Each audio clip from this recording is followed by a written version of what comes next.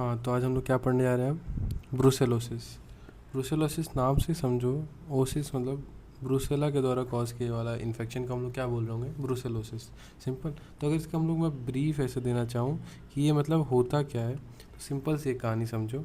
जैसे मान लो अपना एक फार्म है, ठीक है ना, उसमें बहुत सारे कैटल रह रहे हैं। कैटल जैसे कि गाय, बकरी, ये सब रह रहे हैं, ठीक है ना। उनके अंदर क्या छोटे छोटे बैक्टीरिया पाए जाएंगे। उन बैक्टीरिया का नाम ही क्या है? अपना ब्रुसेला, ठीक है ना। तो उनके अंदर है, ठीक है। पर अगर उनके द्वारा अपन लोग उन कैटल का मिल्क निकालें, मान लो, ठीक है ना, ये एक जनरल एग्जांपल दे रहा हूँ, बहुत तरीके से फैलेगा पर एक जनरली समझा रहा हूँ। कैटल का मिल्क हम लोग लिए, उसको हम लोगों ने पास्चराइज नहीं किया, ठीक है ना, पास्चराइज नहीं किया, तो ये अपना कौन सा मिल्क हो गया? Unpasteurised milk. और ये जो अनपास्चराइज्ड मिल्क है ना, ये जब अपन लोग इनटेक करते हैं ना, तो ये अपने बॉडी में ये कौन सा चला गया? ब्रूसेला चला गया। और जैसे ही ब्रूसेला चला गया अपने अंदर ना, फिर अपने अंदर क्या क्लिनिकल मैनिफेस्टेशन कराएगा, उसी को हम लोग यहाँ पढ़ने जा रहे हैं, ठीक है ना। तो सिंपल सही समझ लो कि ये फार्म का डिजीज़ है, इतना समझ लो तो सिंपल हो जाएगा। तो देखो, ब्रुसेलोसिस किसके द्वारा कॉज किया जा रहा होगा? ब्रुसेला के द्वारा। तो ब्रुसेला की 3 क्वालिटी समझ लो, ठीक है ना। ये बहुत मुश्किल से कल्चर होता है, इसलिए हम लोग क्या कहते हैं? हाईली फस्टिडियस ऑर्गेनिज्म है। ग्राम स्टेनिंग में कैसा पाया जाता है? Gram negative. ये देखो फोटो में दिख भी रहा होगा, ये ग्राम नेगेटिव होता है, ठीक है ना। और ये इसको ऑक्सीजन चाहिए होता है। कोराइनी बैक्टीरियम डिप्थीरिया का उल्टा है बिल्कुल। कोराइनी बैक्टीरियम डिप्थीरिया क्या था? ऑब्लिगेट एनारोब, ये एरोब है। वो ग्राम पॉजिटिव थे, ग्राम नेगेटिव। आई गेस जितना मुझे याद आ रहा है, अगर गलत हो तो बता देना कि डिप्थीरिया कुछ और होता है, पर ठीक है। तो ये ऑब्लिगेट एरोब और ये ग्राम नेगेटिव और फस्टिडियस, ठीक है। तो इसका इंट्रोडक्शन तो हम लोग कैसे पढ़ेंगे? देखो, बेसिकली इसको हम लोग 3-4 पार्ट में पढ़ के, जैसे इसका कौन कॉज कर रहा है वो समझेंगे। तो कॉज कर रहा है तो उसका पाथवे क्या है, किस रास्ते से गया। अब जिस रास्ते से गया उसके कारण अपने बॉडी के अंदर क्या क्या मैनिफेस्टेशन आए वो, फिर उसको हम लोग लैब में कैसे देखेंगे और उसका ट्रीटमेंट देखेंगे, सिंपल, ठीक है। तो ऑर्गेनिज्म कैसे कॉज कर रहा है वो, अपने रास्ता क्या है उसका, वो रास्ते से अपने अंदर क्या क्या मैनिफेस्टेशन आए वो, उसको हम लोग ने लैब में कैसे डिटेक्ट किया और फिर उसका ट्रीटमेंट, ठीक है ना। तो उसका हम लोग रास्ता समझते हैं। तो अपने अंदर ये ट्रांसमिशन कैसे होता है?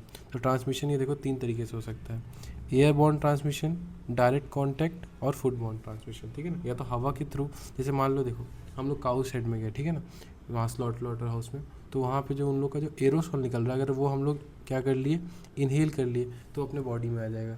तो ये कौन सा हो गया? Airborne transmission. दूसरा है डायरेक्ट कॉन्टैक्ट ट्रांसमिशन। तो जैसे देखो आपको कहीं चोट लगा हुआ है, आपका एब्रेडेड स्किन है, ठीक है, वो किसी एनिमल टिश्यू के कांटेक्ट में आ गया, तो देखो एक पहले से कटा हुआ था, वो दूसरे कटे हुए स्किन के कांटेक्ट में आ गया, ये ह्यूमन का था और ये एनिमल का था, तो ये डायरेक्ट स्किन का स्किन से कांटेक्ट हुआ ना, उस कारण से ही फैल सकता है। तो उसको हम लोग क्या कहेंगे?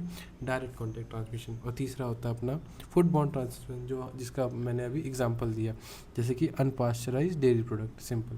तो ट्रांसमिशन किया अपन लोग।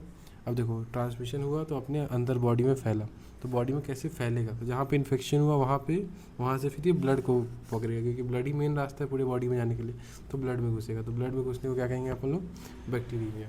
तो देखो अलग अलग ऑर्गन्स में चला जाएगा। तो देखो ऑर्गन्स इन्वॉल्व होंगे, जो जो हम लोग क्लिनिकल मैनिफेस्टेशन में पढ़ेंगे क्या क्या ऑर्गन्स इन्वॉल्व हो रहे हैं। तो देखो मेनली ऑर्गन्स में जाके क्या लोकल टिश्यू रिस्पॉन्स आएगा।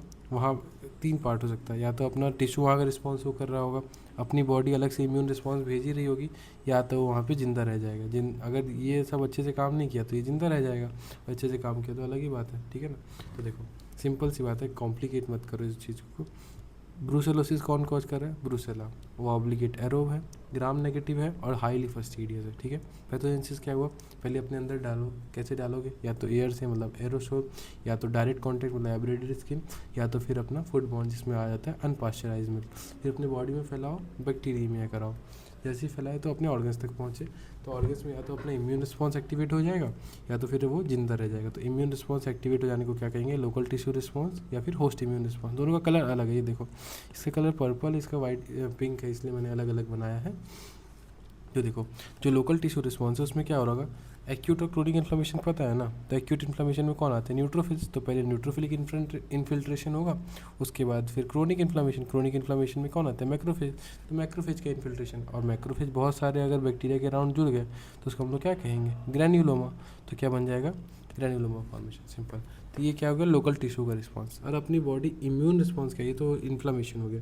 इम्यून रिस्पॉन्स क्या शो कर रही होगी, तो basically cell mediated immune response इसमें मेनली पाया जाता है। कौन सा सेल, तो अगर सेल मीडिएटेड पाया जा रहा है तो TH1 एक्टिवेट हो रहा होगा, क्योंकि अगर TH2 एक्टिवेट होता है तो उससे बी सेल एक्टिवेट होता है, और बी सेल क्या करता है, फिर एंटीबॉडीज प्रोड्यूस करता है ना। तो देखो ये सेल मीडिएटेड इम्यूनिटी है, इसमें TH एक्टिवेट हुआ। तो ये देखो मैंने ये CBSE क्लास 12 मतलब क्या इंटर का फोटो इसलिए लगा दी, क्योंकि इसमें निकल रहा होगा इंटरफेरॉन गामा। और ये इंटरफेरॉन गामा का काम क्या होता है, मैक्रोफेज को एक्टिवेट करना।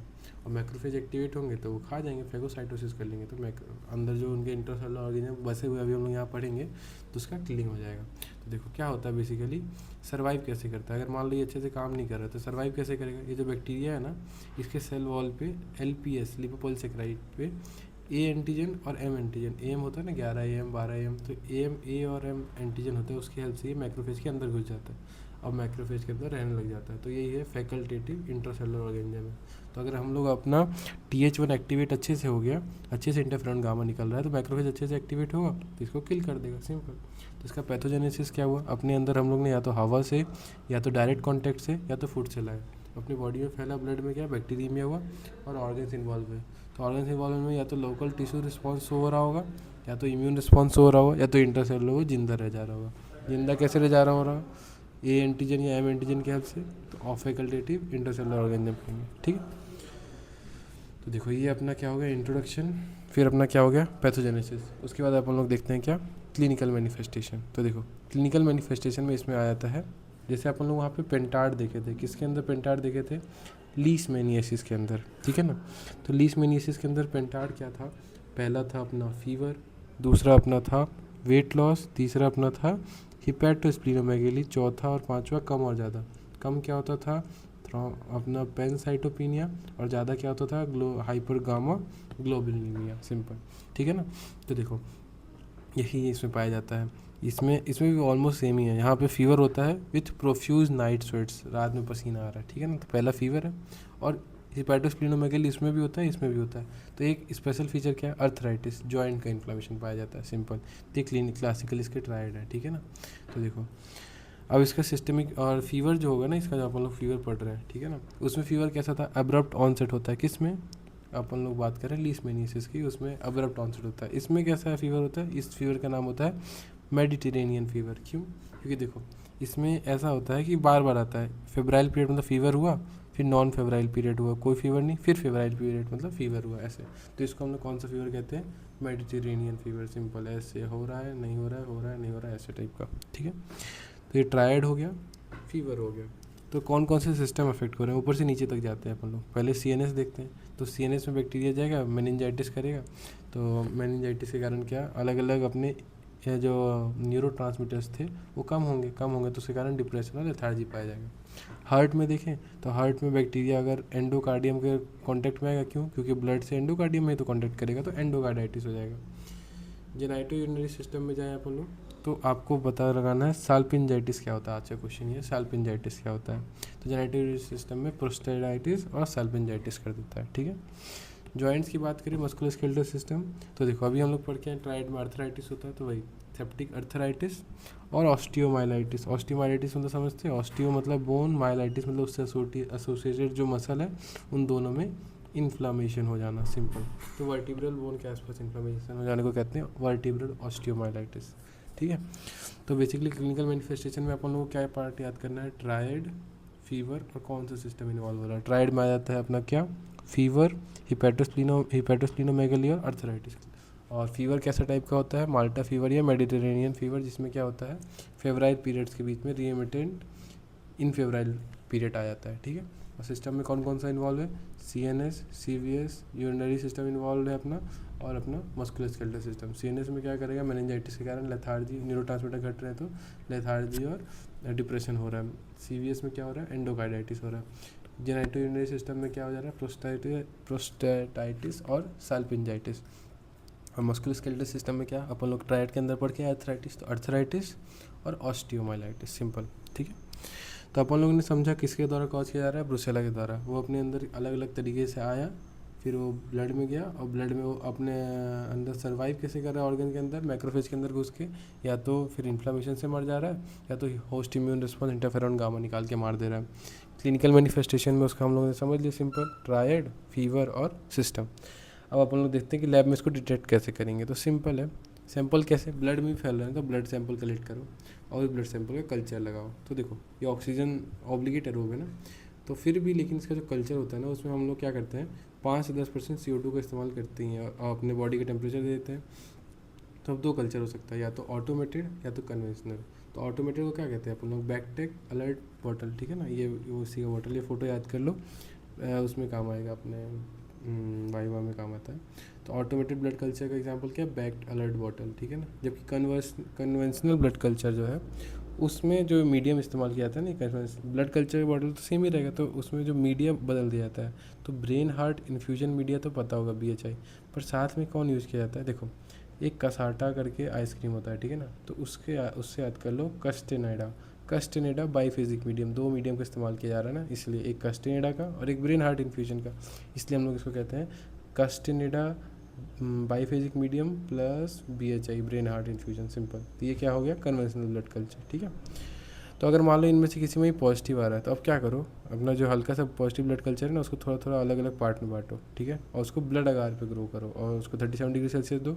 तो क्या होगा, जैसे ब्लड अगार पे ग्रो करेगा ना तो ऑर्गेनिज्म का नंबर बढ़ेगा, और जब नंबर बना तो जब उसका स्टेनिंग करते हैं ना अपन लोग, तो यहाँ पे देखो ये कॉलोनी कैसे एकदम साफ साफ दिख रही है ना, और ग्राम नेगेटिव दिख रही है, तो smooth transparent non haemolytic colony दिख रही है, हीमोलिसिस नहीं करता, हीमोलिसिस ग्राम पॉजिटिव वाले कर रहे थे ना, तो ये नॉन हीमोलिटिक कॉलोनीज दिख रही है, कौन, स्मूथ और ट्रांसपेरेंट, ठीक है।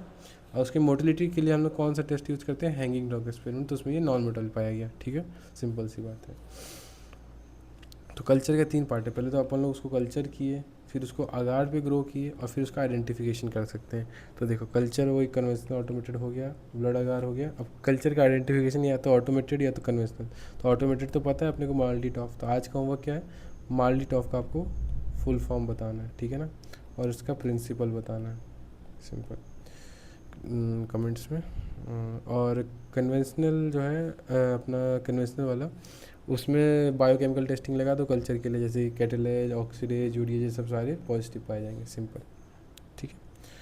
तो ये अपना क्या हो गया, कल्चर में क्या किए अपन लोग, उसको ज़रूर ऑक्सीजन एरोब था, लेकिन उसको हम लोगों ने 5 से 10% CO2 दिया। और कन्वेंशनल और ऑटोमेटेड में अपन लोग का एग्जाम्पल क्या आ जाता था, ये बैक्ड अलर्ट, और कन्वेंशनल में क्या आ जाता था अपना, कसाटा से याद किए, कास्टेनेडा बाईफेजिक मीडियम BHI, ठीक है ना, विथ ब्रेन हार्ट इन्फ्यूजन। जब वो ग्रो, अगर वो पॉजिटिव पाया गया तो उसको हम लोग ने सेपरेटली सब कल्चर करके फिर ब्लड अगार पे ग्रो किया 37 डिग्री सेल्सियस पे, और फिर उसको स्टेनिंग किया, ग्राम स्टेनिंग किया, तो वो ग्राम नेगेटिव पाया जाएगा, स्मूथ ट्रांसपेरेंट नॉन हीमोलिटिक। और इसका मोटिलिटी चेक करने के लिए हैंगिंग ड्रॉप एक्सपेरिमेंट। और identification automated conventional similarly, automated का है माल्टीटॉफ और कन्वेंशनल का है अपना क्या, और कैटेलेज, ऑक्सीडेज और यूरिएज टेस्ट पॉजिटिव है, ठीक है। अब देखो एंटीबॉडी डिटेक्शन करते हैं। तो एंटीबॉडी डिटेक्शन के लिए अपन लोग क्या क्या पढ़ लिए, सैंपल कलेक्ट कर लिए, फिर अपन लोग क्या कल्चर कर लिए। अब देखते हैं क्या, एंटीबॉडी डिटेक्शन। तो इसमें 2 पार्ट आता है, एक सेट जो अपन लोग एग्ज़ाम नहीं देते हैं उसी से याद कर सकते हो, सेट, और ये किट्टी मिट्टी होते रहते हैं, तो 2 मी 2 मी, ठीक है ना। तो एक सेट टेस्ट है, सेट का फुल फॉर्म क्या होता है, स्टैंडर्ड एग्लूटिनेशन टेस्ट, ये एकदम गोल्ड स्टैंडर्ड है, इसी का इस्तेमाल करना चाहिए। तो ये सेट का फुल फॉर्म क्या है, स्टैंडर्ड एग्लूटिनेशन टेस्ट। एग्लूटिनेशन का मतलब क्या होता है, एंटीजन एंटीबॉडी रिएक्शन, सिंपल। तो देखो इसमें एंटीजन एंटीबॉडी का रिएक्शन करवाएंगे अपन लोग, कैसे, देखो ट्यूब एग्लूटिनेशन टेस्ट है, ट्यूब में करवा रहे हैं, कैसे, पेशेंट का सीरम लिए ये भी बताना है सीरम क्या होता है, बार बार लोग बेसिक भूल जाते हैं, सीरम क्या होता है ये बताना। सीरम लिए, उसमें पानी मिलाया, मतलब उसको डाइल्यूट किए, ठीक है। अब अपन लोग जो बैक्टीरिया था ना, ब्रुसेला बैक्टीरिया अपने पास पहले से बना हुआ था, उसका किल्ड बैक्टीरिया को उसमें डाल दिया और मिला दिया, और अपने 37 डिग्री सेल्सियस पे इंक्यूबेट कर दिया। तो अगर ये सैंपल एंडेमिक एरिया से पाया जा रहा है, यहाँ पे ही पाए जाते हैं, तो उसमें एंटीबॉडी टाइप, ये उल्टा लिखा हुआ है गेस, नॉन एंडेमिक एरिया में एंटीबॉडी टाइटर, रुको इसको रुक जाओ, नॉन एंडेमिक, हाँ जहाँ पे ये पाए जाते हैं वहाँ पे इसका तो कम रेशियो में भी मान लिया जाएगा। एंडेमिक एरियाज़ में एंडेमिक एरियाज़ में एंटीबॉडी जब तक ज़्यादा नहीं हो तब तक नहीं माना जाएगा, ठीक है ना। एक बार इसको मैं कंफर्म कर लूँगा और कमेंट्स में बता दूंगा मतलब कि सही है कि नहीं। तो देखो एंडेमिक एरिया में इसका जो टाइटर है वो ग्रेटर देन 320 बोला जा रहा है, जबकि जो नॉन एंडेमिक एरिया है उसमें 1:160 में इसको पॉजिटिव मान लिया जाता है, सिंपल, ठीक है ना। तो मतलब जहाँ पे नहीं पाया जा रहा है वहाँ पे हल्का से ही पाया जा रहा है, मतलब हाँ पॉजिटिव है, जबकि यहाँ पे पाया जा रहा है वहाँ एंटीबॉडी तो पहले से बन रही होगी, पर ज़्यादा बन रही है, मतलब हाँ ऑर्गेनिज्म कोई इन्फेक्शन हो रखा है। तो ये सैट टेस्ट है। सैट में क्या हुआ, ट्यूब एग्लूटिनेशन, हम लोग ने ट्यूब लिया, उसमें पेशेंट का सीरम लिया, उसको डाइल्यूट कराया, फिर उसमें क्या ऐड कर दिए, ब्रुसेला के एंटीजन ऐड कर दिए और 37 डिग्री सेल्सियस पे ग्रो कर दिए। अगर वो टाइटर एंटीजन एंटीबॉडी टाइटर डिटेक्ट हो रहा है, अगर 320 डिटेक्ट हो रहा है एंडेमिक में, उसको पॉजिटिव माना जाएगा, जबकि नॉन एंडेमिक में 160 पे ही पॉजिटिव मान लिया जाएगा। इसके बाद जब सैट टेस्ट हो गया ना, तब अपन लोग लगाएंगे 2 मर्केप्टो इथेनॉल टेस्ट, 2 एमी टेस्ट। ये क्या करता है, बेसिकली आईजीएम को मार देता है। देख, 2 टाइप के एंटीबॉडी होते हैं, एक होता है आईजीएम और एक होता है आईजीजी। आईजीएम कब बढ़ता है, एक्यूट इन्फ्लामेशन में। आईजीजी कब बढ़ता है, क्रोनिक इन्फ्लामेशन में। तो देखो एक्यूट इन्फ्लामेशन, अब मान लो देखो ये डिस्ट्रॉय कर दे रहा है, तो देखो कोई टेस्ट है, वो अगर सैट पॉजिटिव आ रहा है, सैट पॉजिटिव आ रहा है, मतलब ये तो है कि ब्रुसेलोसिस पक्का है। अब अपने को एक्यूट और क्रोनिक में डिफ्रेंशिएट करना है, तो हम लोग एमी डालें, एमी ने उसको तोड़ दिया और तो उस कारण से उसका रिजल्ट नेगेटिव आएगा। अगर अगर मान लो उसके अंदर आईजीएम था और हम लोग ने एमी डाला, तो इसको तोड़ देगा, तो एमी का रिजल्ट तो नेगेटिव आ जाएगा, सिंपल, क्योंकि टेस्ट कलर चेंज नहीं कर रहा होगा। तो सिंपल सी बात है, जब इसको कलर चेंज नहीं कर रहा होगा तो एक्यूट ब्रुसेलोसिस, मतलब उसमें आईजीएम था इसलिए उसको तोड़ दिया तो एमी नेगेटिव आया। जब एमी मतलब बेसिकली एंटीबॉडी को डिटेक्ट करता है, तो अगर एक्यूट ब्रुसेलोसिस होता तो सिर्फ आईजीएम बढ़ा होता, और सिर्फ आईजीएम बढ़ा होता तो एमी उसको तोड़ देता, और तोड़ देता तो कोई एंटीबॉडी बचा ही नहीं होता ना डिटेक्ट करने को, इसलिए ये अपना एक्यूट ब्रुसेलोसिस के अंदर आता है। जबकि अगर सैट पॉजिटिव है, फिर से ठीक है, कॉम्प्लिकेट हुआ है तो इतना ये समझ लो कि एमी टेस्ट एंटीबॉडी को डिटेक्ट करता है by killing the IgM antibody. तो देखो यहाँ पे अब मान लो सैट पॉजिटिव भी है और 2 भी पॉजिटिव है, तो ये क्रोनिक को बताएगा। क्यों, जैसे मान लो कोई सैंपल है, ठीक है, उसमें आईजीजी भी है और आईजीएम भी है। अब अपन लोगों ने एमी डाल दिया, एमी डाल दिया, आईजीएम को तोड़ दिया, पर अभी भी आईजीजी तो बचा है, तो इसके कारण से क्या पॉजिटिव रिजल्ट आ जाएगा। अब आईजीजी बचा है मतलब क्या, ये कौन सा इन्फ्लामेशन था, क्रोनिक इन्फेक्शन था, सिंपल। तो ये एक्यूट ब्रुसेलोसिस और क्रोनिक ब्रुसेलोसिस हो गया, यही मेन था अपना, ठीक है ना। इसको अच्छे से देख लेना, अगर कंफ्यूज हो गए हो तो सॉरी, पर ये समझ लो कि बस एक सैंपल लिए, 2 सैंपल लिए मान लो, ठीक है, दोनों ही सेट पॉजिटिव था, ये भी सेट पॉजिटिव था, पर इसके अंदर सिर्फ आईजीएम था, इसके अंदर आईजीजी और आईजीएम दोनों था। तो जैसे ही एमी डाली, इसको तोड़ दिया, तो कोई एंटीबॉडी पॉजिटिव दिखाने को रहा ही नहीं, इसलिए ये एमी नेगेटिव हो गया। जबकि हम लोगों ने यहाँ पे एमी डाला तो आईजीएम को तो तोड़ दिया, पर आईजीजी जिंदा है, तो एमी पॉजिटिव दिखा रहा है, सिंपल। मॉलिकुलर मेथड की बात करें तो पीसीआर का इस्तेमाल करते हैं, वही outer membrane protein insertion sequence 16S23S RRNA। इसका याद करने का तरीका सिंपल है, बाहर अंदर, बाहर आउटर मेम्ब्रेन प्रोटीन OMP2, अंदर मतलब इंसर्शन सीक्वेंस IS 711 जो होता है ना, 711, सिंपल इतना याद कर लो। 16S RRNA तो पता ही होता है, ठीक है ना। अब ट्रीटमेंट देखते हैं, तो इसका जो स्टैंडर्ड ट्रीटमेंट होता है ना, वो क्या है, जेंटलमैन एक डॉग के साथ घूम रहा है, मतलब क्या, जेंटामिसिन विद डॉक्सीसाइक्लिन, ये 6 हफ्ते के लिए, 6-7 दिन के लिए, और ये 6 हफ्ते के लिए। WHO वाले ने क्या कहा, थोड़ा सा बदलो इसको, इसमें टीबी वाला ड्रग डाल दो, मतलब क्या, रिफैम्पिन, साथ में डॉक्सीसाइक्लिन डाल दो। और अगर CNS इन्वॉल्व हो रहा है तो अपने को क्या, सिफेलोस्पोरिन का इस्तेमाल करना पड़ेगा, 3rd जनरेशन वाली, जिसको कहते हैं सेफ्ट्राएक्सोन, सिंपल। तो इतना कोई कन्फ्यूजिंग नहीं है। ब्रुसेलोसिस किससे कॉज किया जा रहा है, ब्रुसेला के द्वारा। पैथोजेनेसिस इसका क्या हुआ, सिंपल, अपना घुस रहा था, ब्लड के अंदर आया, और ब्लड के अंदर मैक्रोफेज, फिर ऑर्गन्स के अंदर मैक्रोफेज के अंदर सर्वाइव कर रहा था। अगर उसको किल करना था, या तो इन्फ्लामेशन हो रहा था, या तो body cell mediated immune response provide कर रहा था। इसके क्लिनिकल मैनिफेस्टेशन में एक ट्रायड था, माल्टा फीवर था, और अलग अलग सिस्टम्स इन्वॉल्व हो रहे थे। लेबोरेटरी डायग्नोसिस में कल्चर को 3 पार्ट में पढ़ो, कन्वेंशनल और ऑटोमेटेड, अपना फिर ब्लड अगार में डालो, और फिर उसका आइडेंटिफिकेशन के लिए अपन लोग या तो माल्डी टॉप कर सकते हैं, या तो फिर कन्वेंशनली कैटलेज यूडियस ऑक्सीडेज लगा सकते हैं, सिंपल। और फिर एंटीबॉडी डिटेक्शन में भी 2 टेस्ट है, एक सैट टेस्ट है और एक एमी टेस्ट है। सैट टेस्ट ब्रुसेलोसिस डिटेक्ट करता है, जबकि एमी टेस्ट डिफ्रेंशिएट करता है कि वो एक्यूट है कि क्रोनिक है, सिंपल। और मॉलिकुलर मेथड तो सिंपल, वो अपना सीक्वेंस बता सकता है कि कौन सा ब्रुसेला एक्चुअली है, ठीक है ना। तो इसमें अपन लोग बाहर अंदर मतलब आउटर मेम्ब्रेन प्रोटीन, और अंदर मतलब इंसर्शन सीक्वेंस, और 16 तो पता ही होता है, सिंपल। और ट्रीटमेंट में अपन लोग ने एक जेंटलमैन को डॉग के साथ घुमा दिया, जेंटामिसिन डॉक्सीसाइक्लिन, रिफैम्पिन डॉक्सीसाइक्लिन, और ये सेफ्ट्राएक्सोन, सिंपल। चलो।